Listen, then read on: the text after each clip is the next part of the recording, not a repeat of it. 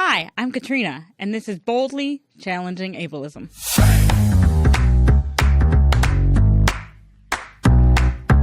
I'm your host, Katrina Simons. I'm the Community Program Specialist at the Institute on Community Integration at the University of Minnesota. This program explores various topics that impact people with disabilities in our community. Each episode addresses a different aspect of our society within the context of ableism. Ableism is the prejudice that stems from the belief or belief system that assumes someone is less capable or less worthy because of a real or perceived difference in ability or function. On this program, we hope to answer some questions you may have been afraid to ask, or maybe some you didn't even know you had. Thanks for joining us. I hope you enjoy the conversation.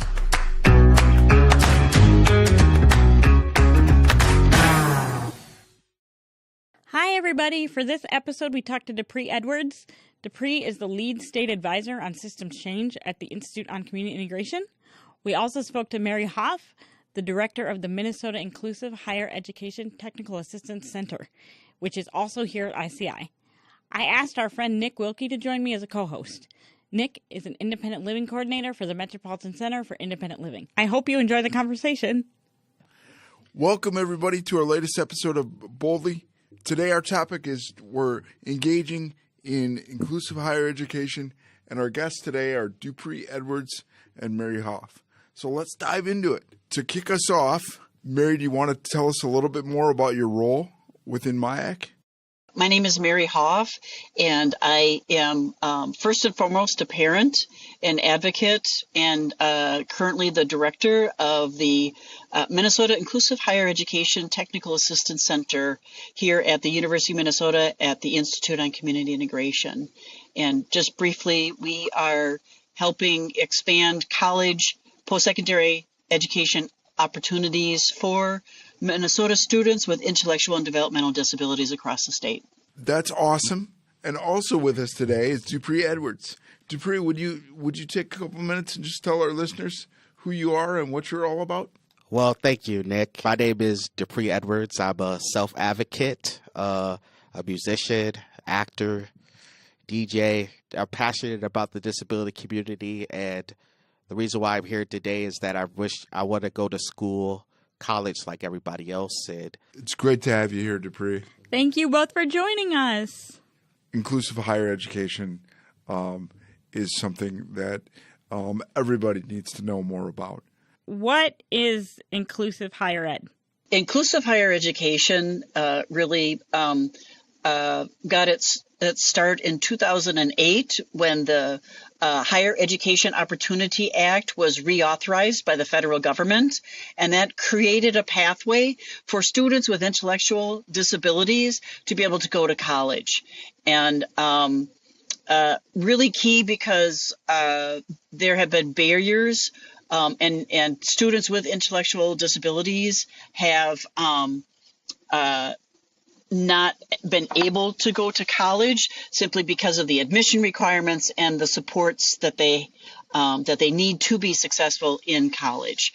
And so when they passed that legislation, they also passed some funding and some other criteria in terms of who would be eligible to go to college through an inclusive higher education initiative.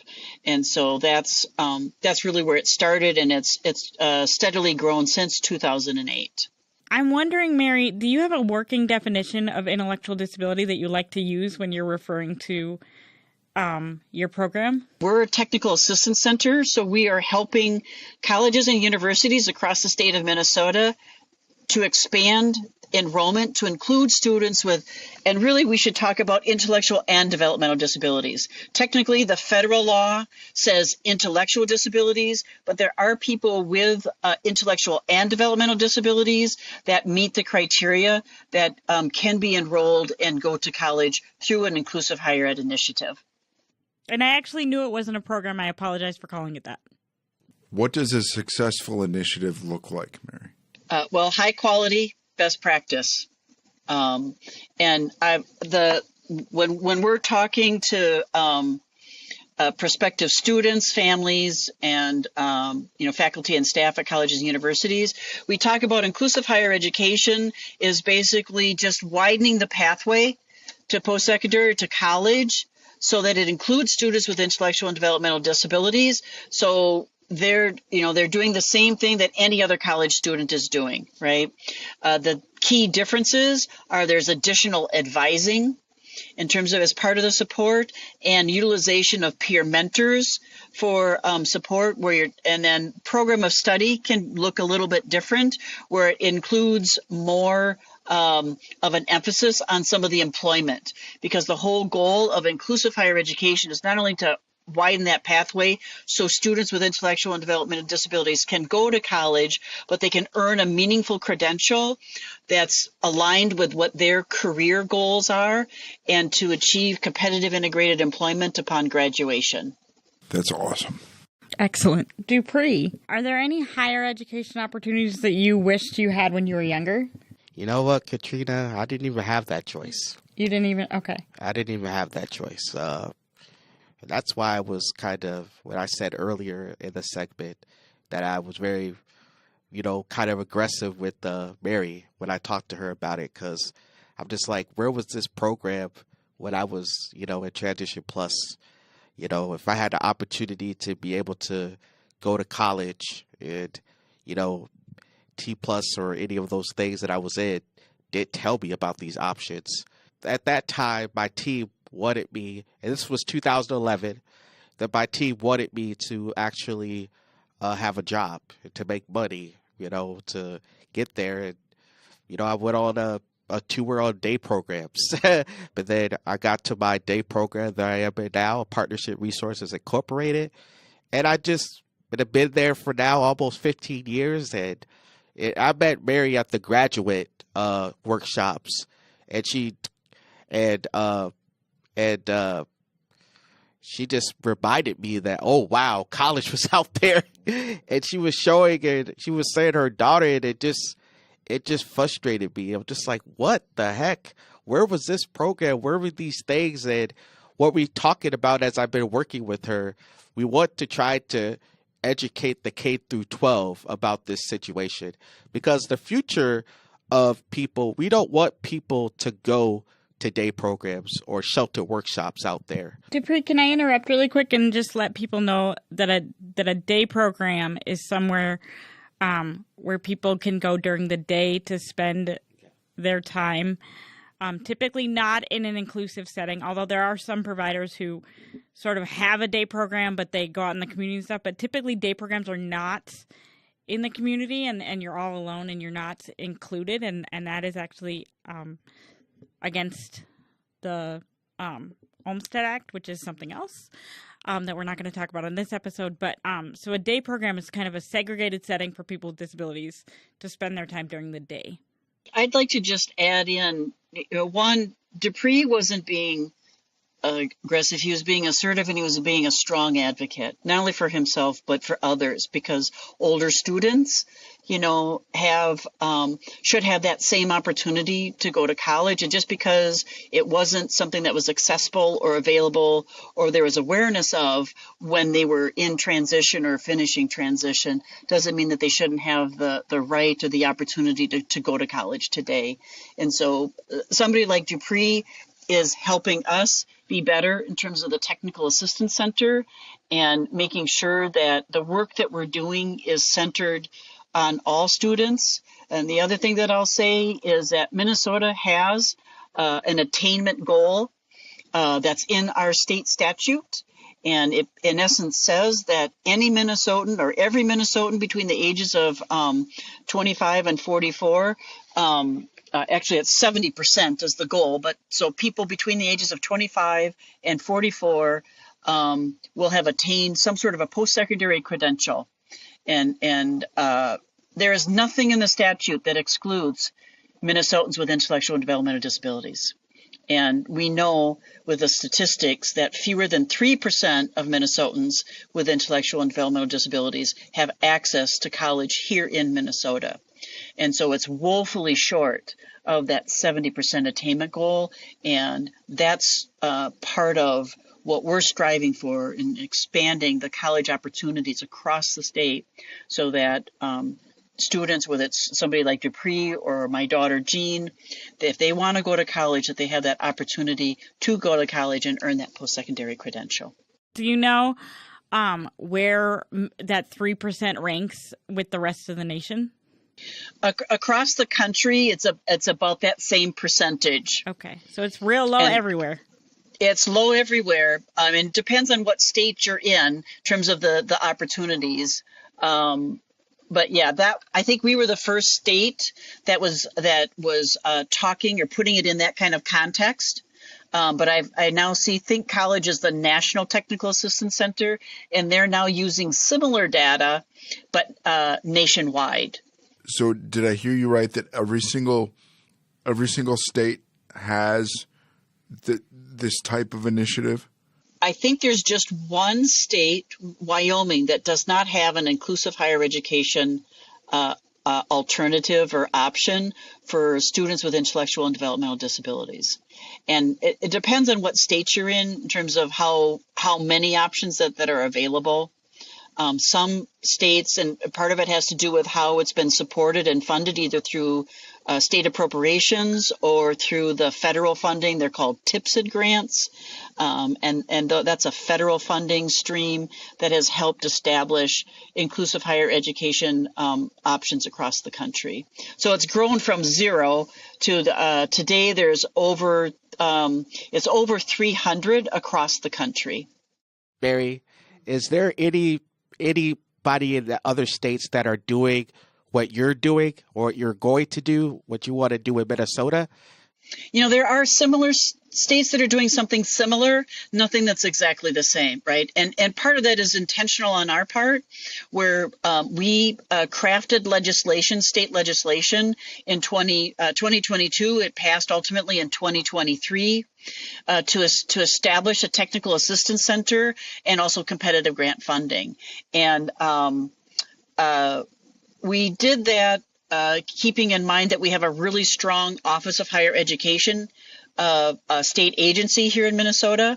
And so rather than duplicate the work that they do, we crafted the legislation to wrap around. So the TA Center, and why we're based here at the Institute on Community Integration, is because of the expertise and the resources that ICI has centered around intellectual and developmental disabilities. So we're tapping into something rather than sort of having to start from scratch. And then the second thing that the TA Center has done is, and this was borne out through some legislative reports that were put together over around 2015, that a lot of the colleges and universities, one, they didn't understand intellectual and developmental disabilities. It wasn't their typical student profile in terms of who was being admitted or enrolled. And then they didn't understand inclusive higher education. So that's the role of the TA Center, is to help with the understanding and the resources relative to intellectual and developmental disabilities, and then the expertise to help colleges and universities plan and expand enrollment for an inclusive higher education initiative. And then the second thing that came out of the legislative reports about 7-8 years ago was that the colleges and universities didn't have the funding.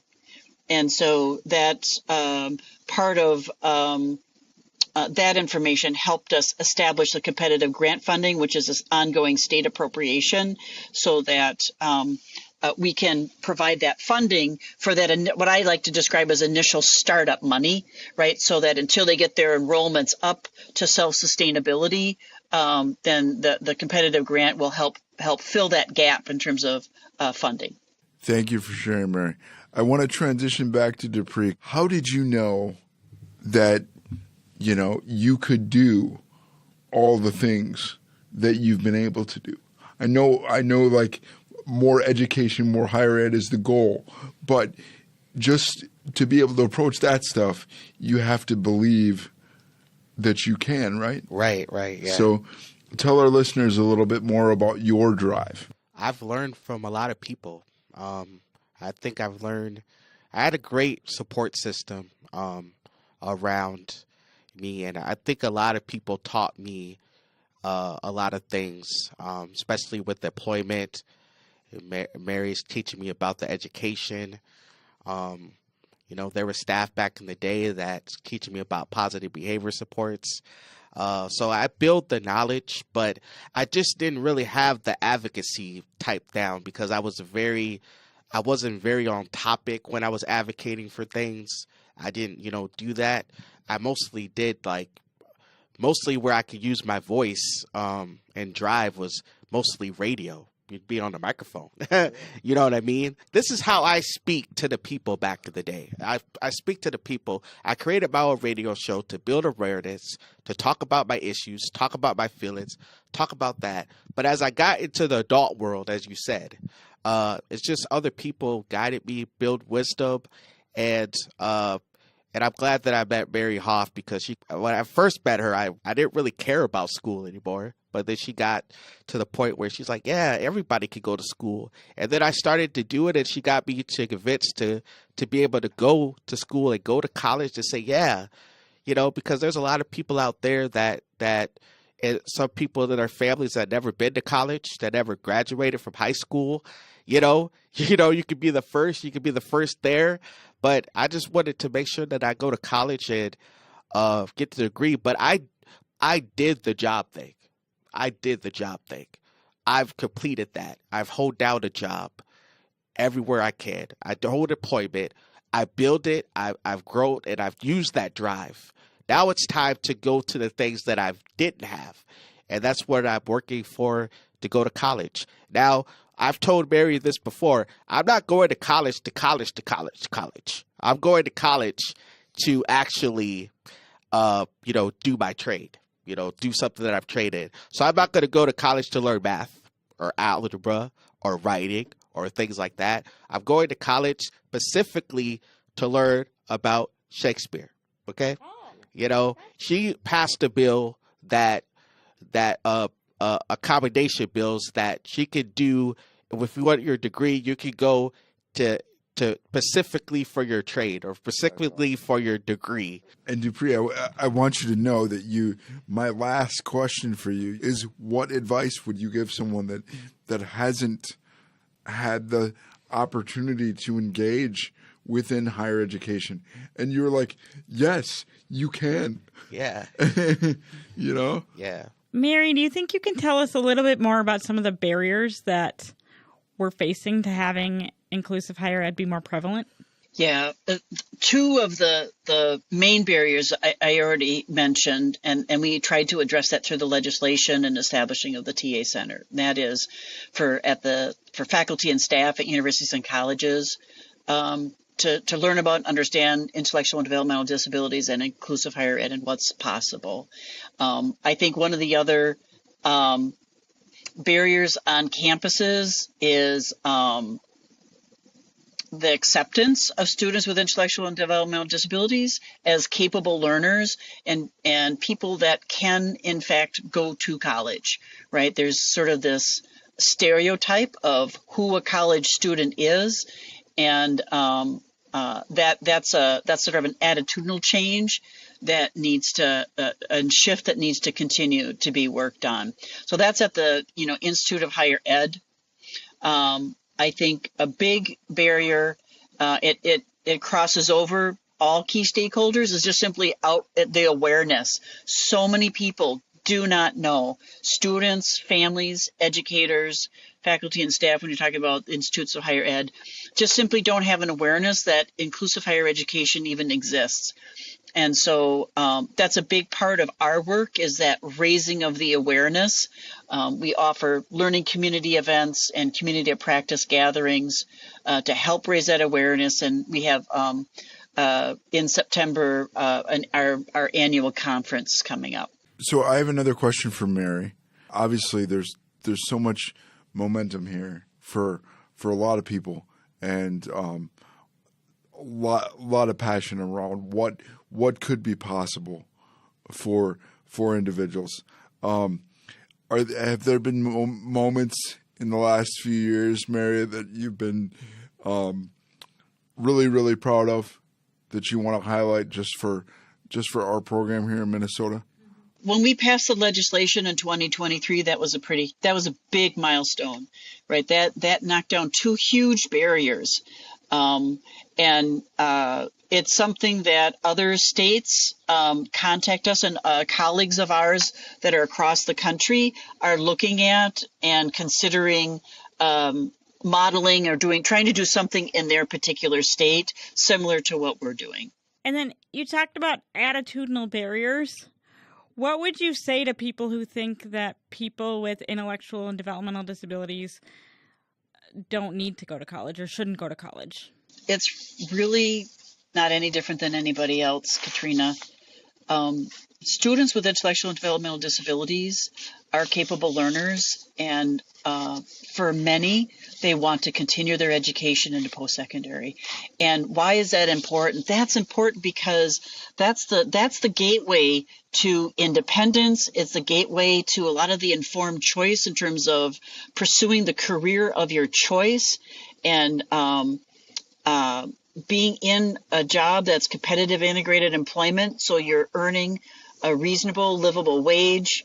I mean, it just is a gateway to all sorts of positive things in terms of the quality of your adult life. Could we turn that question to Dupree? Yeah. What would you say to someone who says we don't need inclusive higher ed? Oh, wow. I would tell them that, we do need it. We do need inclusive, because that's the number one goal that we try to be is inclusive, is to be together. And what people want to go to college like everybody else, and this program or technical assistant is helping them to achieve that, to go to college.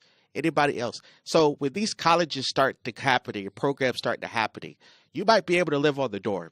You might be able to go to classes, do the college life that nobody never experiences. So I don't think anybody wants to pass up this opportunity, and we're not just talking about people that are 18 to 26, but we're talking about all people that want to go to college. And it's and I've read the standards that they wrote, and it's really good. It's just like you're going to college, and that's the whole widen the pathway, as we're going to talk about next month at the conference, is the whole theme of the thing. And I'm going to host it, by the way. And so, and that's what it is. We're trying to get people to widen the pathway to be able to go to college like everybody else. And like she said, the goal is to get them to get a degree and to break down the barriers of competitive integrated employment. Now, what does people with intellectual disabilities complain about? I don't have no money. I want to be able to have money. I want to be able to pay higher wages. Once you get to college, you got to go to college. You get paid higher wages. You get to have a livable wage. You get to be able to do the things that you want. You get to be able to have the stuff that you have. So that's how they're breaking down the employment type of barriers right now. So that's something that's really cool about this program. And I mean, widen the path, everything. So, but yeah, it's really good, and I'm glad to be a part of it. It's about changing expectations, not only for people with disabilities, but also society. Okay, because there's no reason why anybody wouldn't want the opportunity to seek this out and see how much further they could go. Well, and there's no reason to assume that anybody should have to stop improving at the age of 18 or 21. Everybody, no matter how old you are, no matter if you have a disability or you don't have a disability, everybody wants to continue learning. People are lifelong learners. I think that's a valid point. The other thing that I'll just say is part of what we're systemic change that we're trying to help create is that high school to employment, right? So many students or people without disabilities, there's that presumption of high school to post-secondary, then employment. And while some of that's shifting, it's really important in terms of that post-secondary credential, because again, that opens up so much more choice for individuals with intellectual and developmental disabilities to truly earn that credential and pursue the career of their choice, not simply just going from high school to a menu of just a few options of these are the jobs that we have available for you, right? Which has nothing to do with their interest or their strengths. You guys, you've been such excellent guests. I want to thank you. I want to thank you both for coming on. Thank you for spending the time. I really appreciate it. We'd love to hear some updates after the conference, perhaps. Yeah, let us know how it goes. All right. Will do. Thank you All right. so much. I appreciate the opportunity. Thank you. Thank you both for coming. Thank you for having us. You're so welcome. Boldly Challenging Ableism is a co-production of AM 950, the progressive voice of Minnesota, and the Institute on Community Integration at the University of Minnesota. For more information, please visit ici.umn.edu.